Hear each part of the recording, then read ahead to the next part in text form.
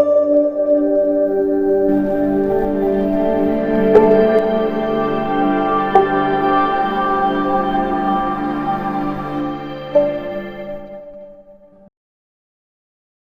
अस्सलाम वालेकुम। आप देख रहे हैं टॉप डील और मैं हूं गुलसेब हूँ। जैसे कि आप जानते ही हम आपको मुख्तलिफ टॉपिक्स पे वीडियोस लेके आते रहते हैं और इस दफ़ा हमारा टॉपिक है कि पाकिस्तान में रियल एस्टेट की मार्केट कैसी है और इसमें क्या इस टाइम क्राइसिस चल रहे हैं और क्या आने वाले टाइम में इसमें बेनिफिट होने वाला है। तो सबसे पहले मैं खुशखबरी देता जाऊँ कि पाकिस्तान में रियल एस्टेट मार्केट बूस्ट करने वाली है। अगले चंद दिनों में आप ये न्यूज़ सुनेंगे और वो क्यों करने वाली है वो मैं इस वीडियो के लास्ट में बताऊंगा।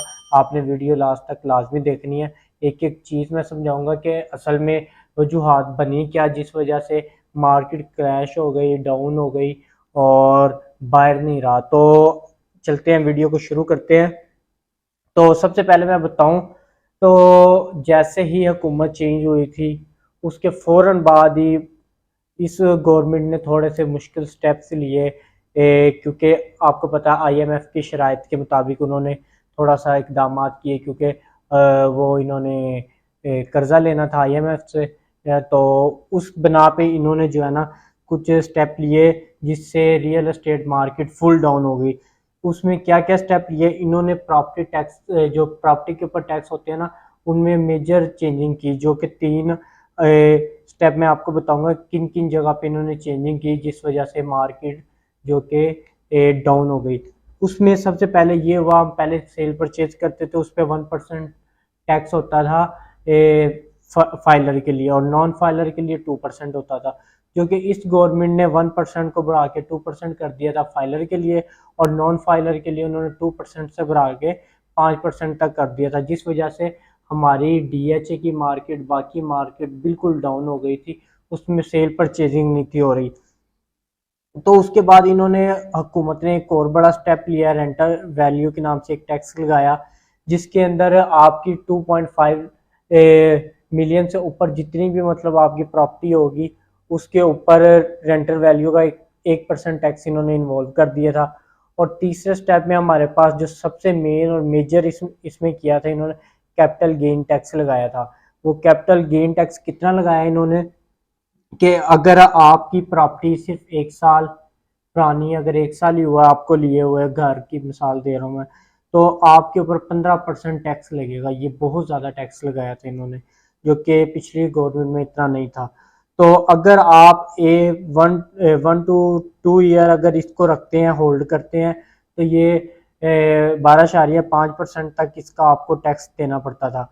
और अगर आप बात करें कि 2 से 3 साल तक इसको होल्ड करते हैं अगर किसी भी प्रॉपर्टी को, तो आपको जो है ना ये 10% तक टैक्स जो है ना ये लगाते थे। और अगर 3 से 4% ईयर तक अगर होल्ड करते हैं प्रॉपर्टी को, तो वो 7.5% टैक्स इन्होंने इन्वॉल्व किया हुआ था।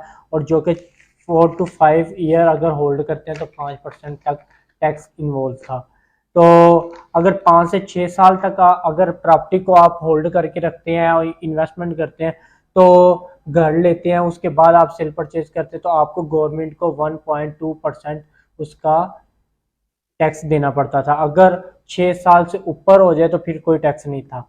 लेकिन ये सारी शराइत थी आईएमएफ की, जिस बना पे हुकूमत ने ये स्टेप लिया। और दूसरा क्या सीन बना, ये एक टैक्स का हो गया, लेकिन हमारे ओवरसीज क्लाइंट बहुत ज़्यादा इन्वेस्टमेंट करते थे, बहुत ज़्यादा। आपको पता है रियल एस्टेट के अंदर 60 to 70% जो इन्वेस्टमेंट होती है वो ओवरसीज क्लाइंट्स की होती है। तो उसमें ये हुआ कि जैसे ही डॉलर अप डाउन होने लगा तो उनकी इन्वेस्टमेंट तो लॉस में जानी शुरू हो गई ओवरसीज की। वो कैसे कि उन्होंने जब भी इन्वेस्टमेंट करनी होती है उन्होंने डॉलर की शक्ल में करनी होती है, ना कि रुपीज़ की शक्ल में करनी होती है, क्योंकि वो बाहर आउट ऑफ कंट्री डॉलर्स की शक्ल में ही पाकिस्तान में पैसे कन्वर्ट करते हैं।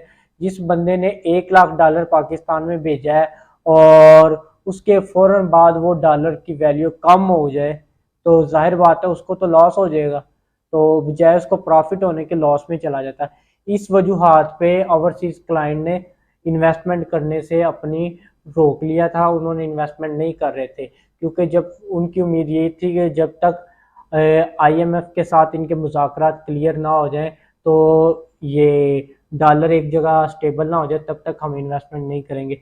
इन वजूहात की वजह से पाकिस्तान के अंदर एक बहुत बड़ा क्राइसिस आ गया था रियल एस्टेट के अंदर, जो कि इंशाल्लाह अगले चंद दिनों में ये दूर होने जा रहा है। और मैं जो खुशखबरी की बात करने जा रहा था वो ये है कि अभी ये रात की अपडेट है, IMF ने कर्जों की मंजूरी दे दी है, जिस बना पे अब जो है गवर्नमेंट बड़े स्टेप लेगी और रियल एस्टेट में रिलीफ देगी, और फिर इन्वेस्टमेंट इंशाल्लाह बेहतर होगी, डॉलर की कीमत में कमी आएगी, जिस बना पे तो या वो रुक जाएगा जिस पोजीशन पे भी होगा। और फिर ये होगा हमारा ओवरसीज क्लाइंट इसमें इन्वेस्ट करेगा, और आपको भी फ़ायदा होगा, हमारे देखने वाले लोगों को भी, और हमें भी इस चीज़ का फ़ायदा होगा। तो उम्मीद करते हैं आने वाले टाइम में पाकिस्तान की रियल एस्टेट में बहुत बड़ी तब्दीलियाँ आने वाली हैं। वो जैसे जैसे जो जो अपडेट्स आएंगे हम आपके साथ शेयर करते जाएंगे। हुकूमत जो स्टेप लेगी रियल एस्टेट के रिलेटेड वो भी हम आपसे शेयर करेंगे। और अगर अगर इसके अलावा भी आप कुछ जानना चाहते हुए और कोई भी आपको रियल एस्टेट के रिलेटेड इंफॉर्मेशन चाहिए हो, तो हमारे दिए गए नंबर्स पर रब्ता करें, इंशाल्लाह आपको सारी अपडेट्स दी जाएंगी। और रियल एस्टेट की मार्केट भी इंशाल्लाह आने वाले टाइम में बहुत अच्छा बूस्ट करने वाली है। और ये जो पिछले 5-6 माह से जो मार्केट डाउन में जा रही थी, इंशाल्लाह वो बेहतरी की शक्ल में आ रही है। अभी तक के लिए दें इजाज़त, आने वाली वीडियो में फिर मिलेंगे इंशाल्लाह नए टॉपिक के साथ। और जाते जाते चैनल को सब्सक्राइब लाजमी करना है ताकि आने वाली वीडियो आपको मिल सके। अल्लाह हाफिज़।